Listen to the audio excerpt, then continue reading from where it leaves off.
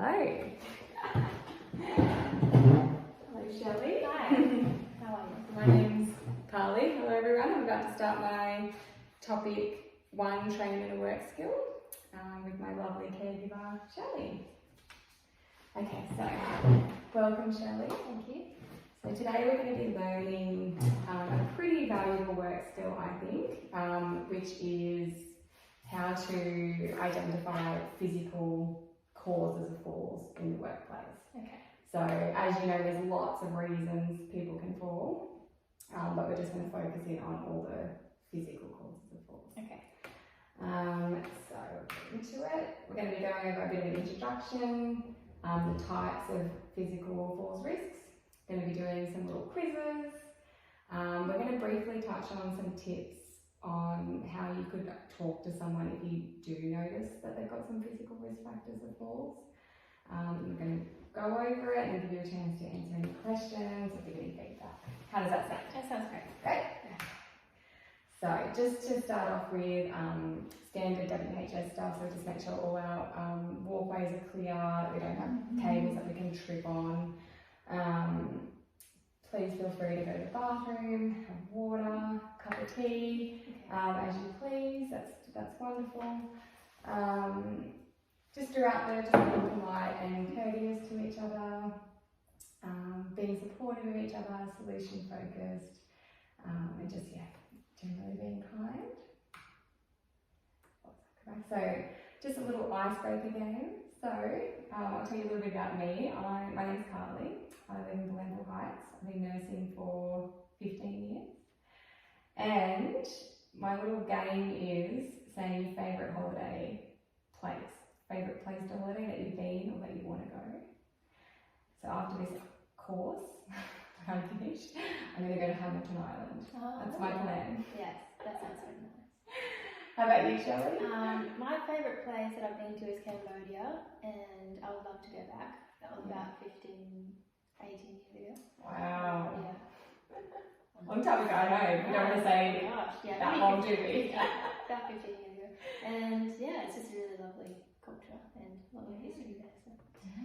What was the food like? And mate, it's the best food I've had anywhere in the world. Like street food?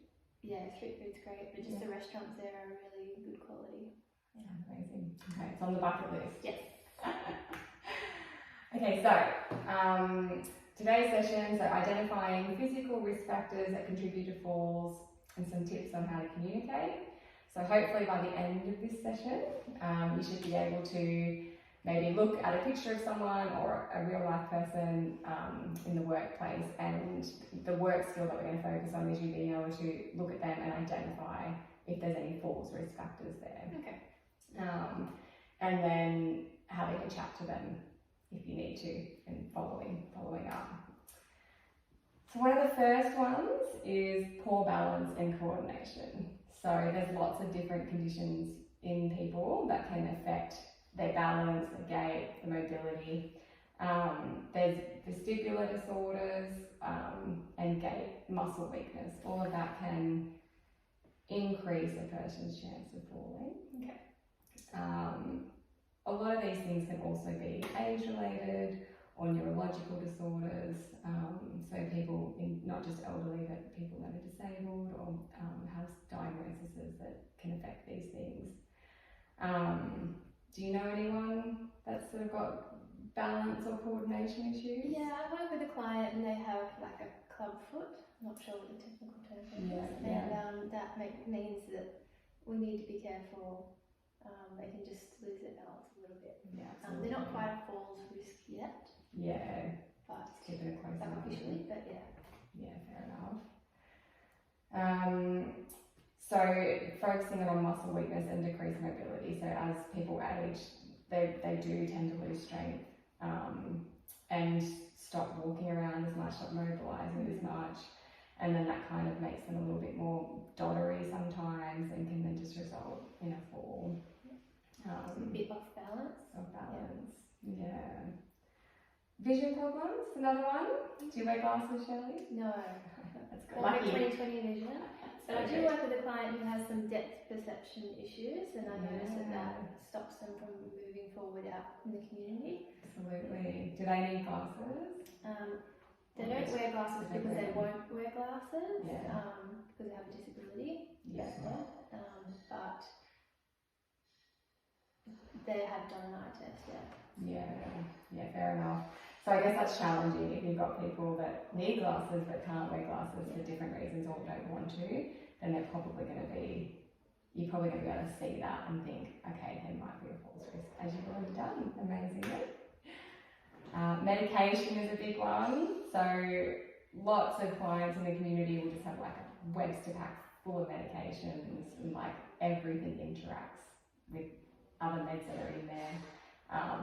Especially if they're on medication that's like sedating or makes them sleepy, side effects. Like some medications can cause balance problems. dizziness, Yeah. So have you noticed this?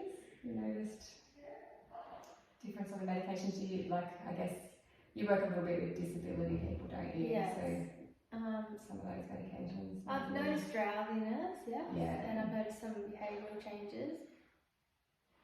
Dizziness, not as much. Yeah, and maybe a little bit more in the elderly. You get a little bit dizzy from these medications. So yeah, it's just good to flag it. Doctors don't often look at how they all interact unless they're having like a proper medication review. So it's good to sometimes see a pharmacist or GP, just get them to have like a proper look at everything. But yeah, I guess the biggest thing is if you were to look after a client now on like a bucket of tablets, it could indicate, some of them could actually make them a high false risk. Yes, okay. Next one, so chronic health conditions. We have conditions like, as you know, arthritis, Parkinson's, which makes them a bit shaky, stroke, diabetes is another one. So diabetes affects all the microvasculature. So it can actually have poor blood flow down to their feet.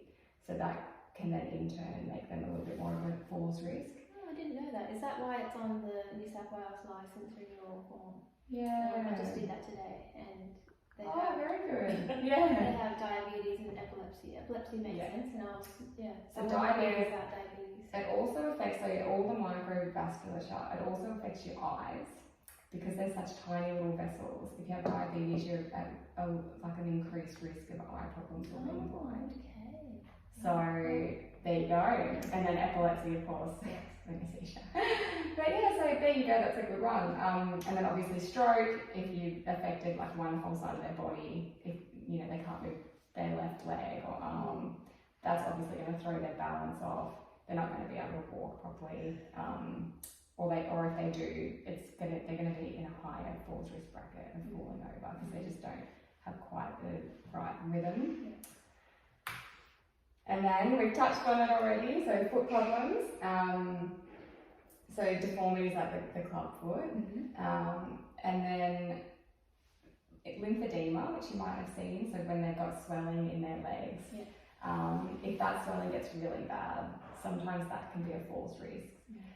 Also, when legs get really swollen, sometimes they can leak. So I've actually seen people with like their legs leaking a little bit, which then creates like a little bit of dampness on the floor that they can slip on as well. And they're also just like, because their legs get so thick, it's hard to mobilise because they're not used to, also it can happen quite quickly, that lymphedema, so they might not be used to their feet and their legs being There's a different shape and size and weight. So that can be a bit of a problem. And then the other big one is footwear. So you see people wearing thongs and slippers and things like that, and they might have had them forever and they don't really fit their feet properly. And then what do you think, Shelley? Would it be better for someone who's a high falls risk to wear socks or no socks when walking? I think no socks because of traction. Exactly. So it's just normal socks. You can get non-grip socks, but normal socks are a much bigger falls risk because they're slippery. So if you ever see anyone kicking around with socks on and they're a high falls risk, just get some shoes on them. There's also things like bunions, corns, calluses, foot arches. Yeah, I was thinking about arches before. Yeah. So sometimes a podiatrist can help with these sort of things. They'll look at all that and prescribe footwear, but a lot of the time they kind of just go unnoticed. So it's good for us to just keep a little eye out. I've got a little video here for you, Shelley. So this just goes over just like a few of the causes that we just talked about and things that we might be able to do. So let's see if I can get that playing for us. It's going to be a little bit of a technical difficulty. Internet's a bit slow here, I think. It is a bit slow. The Lamble, yeah. Oh no, there we go, get the link. You feeling good about all that information? Yeah, I think it was really interesting as I'll look out for some more things Yeah. that I wasn't aware of before in terms of assessing someone. Maybe that red. Yeah. No. Oh, maybe I can do it on here. Wait, you're all over it, Shelley. Teach me next. Okay. Now the volume's working.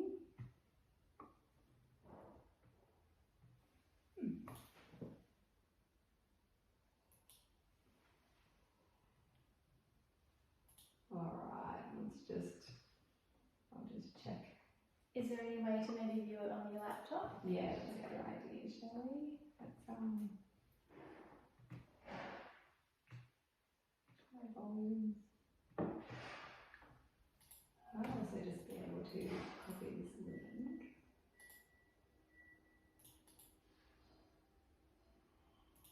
Below. Probably just the slow internet. Yeah, I do notice sometimes that things that should be playing don't play because of the low bandwidth.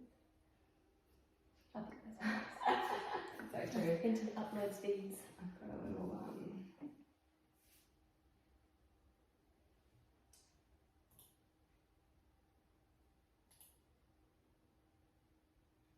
I'll bring it over here. Playing. And the volume working. Lucky you've got your cuppa and you can just relax there, Shelley. Yeah, fine, no worries. Technical difficulties always happen. If we can't get it working, I'll just have to do a bit of. You Bit could of always role-play. play it and then talk over it if you know it well enough. I'm sure that'll still be very beneficial. It's not.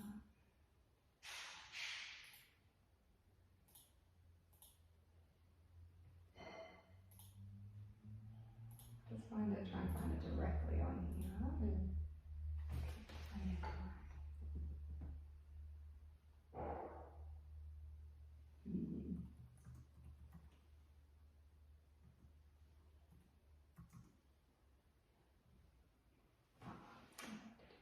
I've got an idea. Here we go.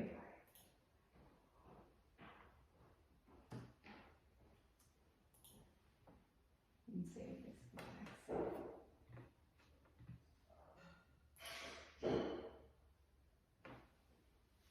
Yeah, I think it's a bit of an internet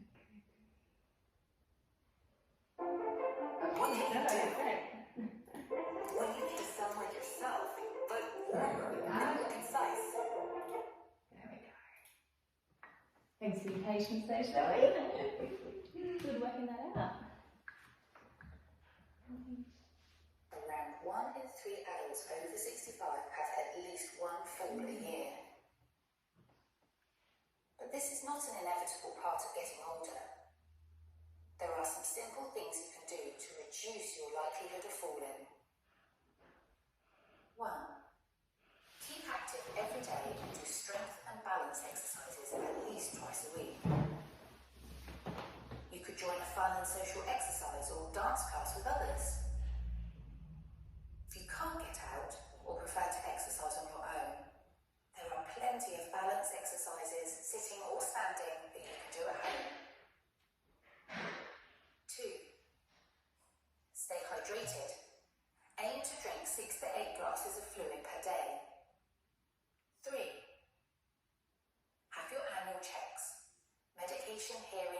supervision to ensure your prescriptions are correct. 4. Watch your alcohol intake. Alcohol affects some medicines and can make you unsteady on your feet. 5. Take steps to stay safe in your home. Top tips include immediately mopping up spillages, removing trip hazards like clutter, trailing wires, rugs and frayed carpet, using non-slip mats, making sure all rooms, passages and staircases are well lit. Night lights in the hallway can help you get to the toilet safely at night. Organising your home so that climbing, stretching and bending are kept to a minimum, and to avoid bumping into things. This will help to do things you're unable to do safely on your own. Not walking on slippery floors in socks or tights. Yeah. Not wearing loose-fitting, trailing clothes that might trip you up. Dressing down in winter. Wearing well-fitting shoes that are in good condition and support the ankle. Taking care of your feet by trimming your toenails regularly and seeing a GP or foot health professional about any foot problems. Podiatrist that we were talking about. 6. Be extra careful if you have low blood pressure. This can make you dizzy if you stand up quickly from sitting or lying down and can lead to falls. To prevent this, get up slowly from sitting to standing. Take care when getting out of bed. Move slowly from lying to sitting to standing. Raise the head of your bed by about 6 inches with bricks or heavy books. Eat small, frequent meals. Ensure you stay hydrated. If you have a fall, make sure you discuss it with your GP and tell them if it's had an impact on your health and well-being. They can refer you to useful services in your local area to help build your confidence and reduce your risk of falling in the future. How was that? Interesting. This week I got paid. So I have a question. Yes. Why would you need to have smaller meals? It said something about have smaller meals in the day. Yeah. That one is probably relating to blood glucose Oh levels. yes, okay, yeah. So, Makes sense. yeah, if you're having just like one huge meal and then nothing again till dinner, you might find that you get a little bit wobbly. Actually, that makes sense. That happens to me. If I miss a meal or something, you get a bit shaky and Yeah. dizzy. Yeah, when we're busy running around. Just bring this back over. Okay. Glad we got there. Yeah, Did it was good. Fine, I enjoyed that. Enjoyed that. Yeah, there was plenty of it on there that I didn't know. Beautiful. Now, get to do next. So, Shelley, are you feeling more confident on knowing how to identify physical risks of falls? Yes. Yeah? Yes. You want to do a quiz? Sure. Alright, I've got some incentive. Let me grab it.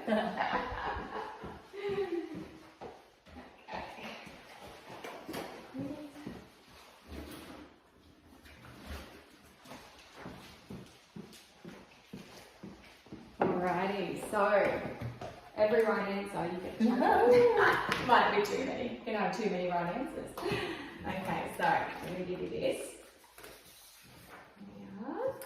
We can go through this together. You've got some pens there. Oh, yes. Okay. So, let's do it. Which of the following is a physical risk factor of falls? Poor lighting. Oh, physical. Oh, which of the following is a physical risk factor? This is why I never actually read the question. Which of the following is a physical risk So factor? poor lighting is definitely a risk for factor. falls, physical being. Yeah, that's right. So, poor lighting, fear of falling, which we didn't talk too much about, financial stress, or social isolation. I guess social isolation. Yeah, yeah. Which of the following can contribute to muscle weakness and increased risk of falls? So is it regular exercise, B, proper nutrition, C, medication side effects, or D, social engagement? Medication side effects. Perfect. I'm counting the chockies that you're gonna get. Okay, what can vision problems increase the risk of falls? Is it A, difficulty hearing instructions, impaired depth perception, fear of falling, or lack of social support?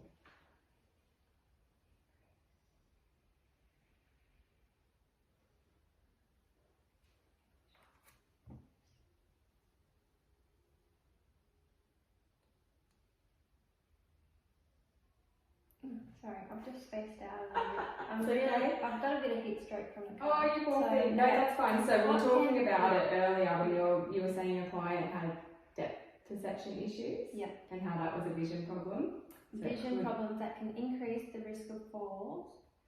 Okay. Difficulty hearing instructions, impaired depth perception, fear of falling. Yeah, okay. So I've already said it. So B. Yeah, you've already said it, Yeah. You answered your own question earlier, Shelley. So, which of the following is a chronic condition that can contribute to falls? So, would it be healthy aging, proper hydration, arthritis, or regular exercise? Arthritis. Yeah, perfect. Look at that, we've got 4 out of 4 so far. What age-related change can affect balance and increase the risk of falls? What age-related change can affect balance and increase risk of falls? Improved coordination, increased muscle strength. I guess I would say decreased bone density. Yes, perfect. Look at that, last one to go. Oh no, that's it. Oh, You that's had your little cheat sheet at the bottom. Wonderful, thank you, Shelley. That is amazing. I think you've got a really good understanding so far of the physical causes of falls. Here you go. Are you shopping? Which ones do you like? You always got to pick your favourite. Yeah. Right at the top. Move that box out of the way. Can I eat it now? You can eat it now, of course. You can eat it now. You can eat it while we look at this picture. So, what do we think is going to be a risk factor? I'm thinking immediately the carpet that's upturned, Yeah, the thongs, and the dressing gown a bit loose. amazing. Amazing, that's exactly right. That's exactly right. So if you had a client, so your new work skill, hopefully that you've learned out of today is, you walk into work, you see a client like this walking towards you, you go, oh my gosh, let's get you some proper footwear, make sure your clothes are fitting well, make sure the space is clear, which we'll go into in another session, but that's the basics of it. Okay. That sounds good. Now, if obviously sometimes people can be for lots of reasons, be a little bit touchy. They might be a bit defensive, they might not want anyone to know that they're at risk of falls, maybe they're trying to maintain their independence, these sort of things. So because of that, we want to just give you some tips on if you were to approach this lovely client to help direct them to decrease their risk of falls. You might approach them with empathy and respect, just using really clear, simple language, offering support. So instead of like attacking and being like, you're going to fall if you do that, blah, blah, blah. Just like gently moving them towards like, oh, maybe this will be better, can I help you do this? Just actively listening to what they say back and like talk over them and just like collaborating with them to be like, oh, but I love these slippers. You know, well, how about we get you another pair that you love, but that fit better? Things like that. Does that make sense? Make sense? Yeah. All right, lovely. So, just to go over what we learned today, repetition is key. In my opinion, I feel like I always remember things better if we go over it.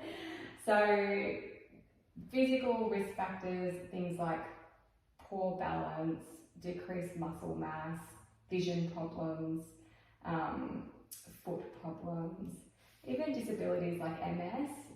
It can cause tingling in the feet and people can fall over. So just getting an understanding of the patient's health conditions, diabetes, have they eaten that day, have they had enough water? Because again, like dehydration, you're going to get dizzy and fall over.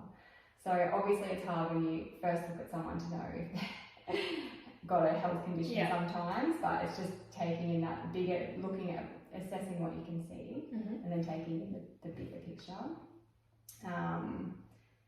And then of course age-related changes. So this is why in the video when I was talking about, 1 in 3 adults over 65 fall, because your chances are just going to increase so much more as you get older, just for all of these sort of reasons that we listed.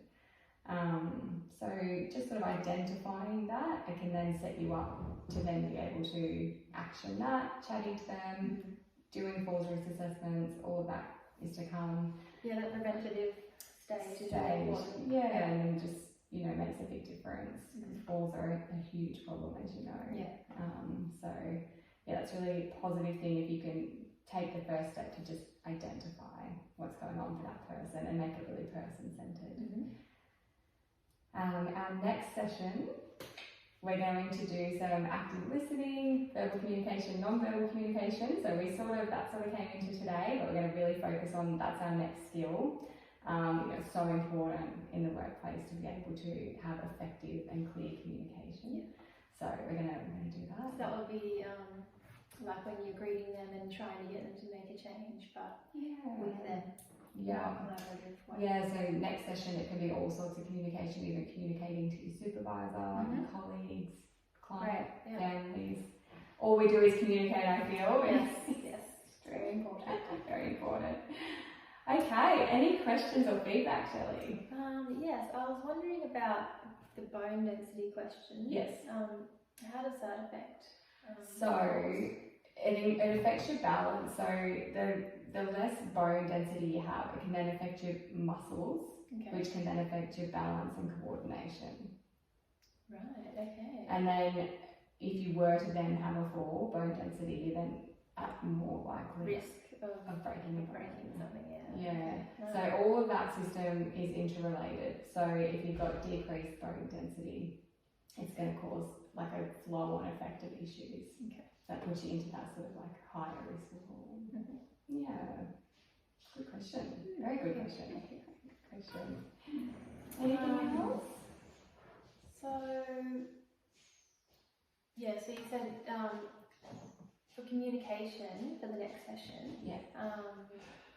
What would so we're talking with somebody, with the client, but also with the supervisor. So what kind of, why would we be learning about communication with supervisors? So if you were to see a falls risk and you weren't really sure how to escalate it, you might need to go and talk to your supervisor. Something like that. So that makes sense. It's a good work skill to have. It'll be a good one. That would be really good. Yeah. That would be a whole topic in itself. A whole training in itself. Oh, you did so well, Shelley. Thank you. That was really good. I really liked how you presented that. It was very colourful. I'm a visual learner, so that was good. Yes, I'm very visual too. Spaced out on the quiz a little bit, but I'm like, it's just a little bit warm today. It is a warm day. We had a whole week, and now all of a sudden it's hot. My body's not right. I know. But that was really interesting and engaging, and I like all the different parts. Thanks, Shelley. Well, we'll have a little break now. Get back into it. Pause this video.